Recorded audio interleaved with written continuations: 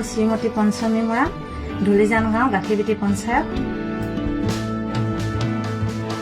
মই এই জৈৱিক খেতিটো 10 চনৰ পৰা কৰি আছোঁ, কিন্তু বনোৱা হৈছিল 17 চনৰ পৰা। তাৰ পৰা জৈৱিক খেতিটোত মই কেঁচু সাৰ প্ৰয়োগ কৰিছিলোঁ, তলত সেই সাৰ আৰু ওপৰত ভিটামিন হিচাপে মই ভাৰ্মিৰাছটো দিছিলোঁ। হাতেৰে বনাওঁ, এইফালে জুই দি তলত 26 কেজিয়া প্লেনচিট এখন আছে তলত। তাৰ পৰা এই প্লেনচিটখন গৰম হৈ এইটো চাহটো শুকায়। মোৰ গোটটোৰ নাম হৈছে নয়নমণি বহুমুখী আত্মসহায়ক গোট।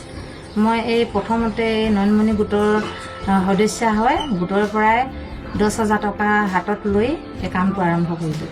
চাহপাত বনোৱাটো 17 চনৰ পৰা কৰা হৈছে। 1200 টকা কেজিকৈ বিক্ৰী কৰা হৈছে। এতিয়া 100 গ্ৰাম পেকেট 120 টকা পেকেটত বিক্ৰী কৰি আছোঁ।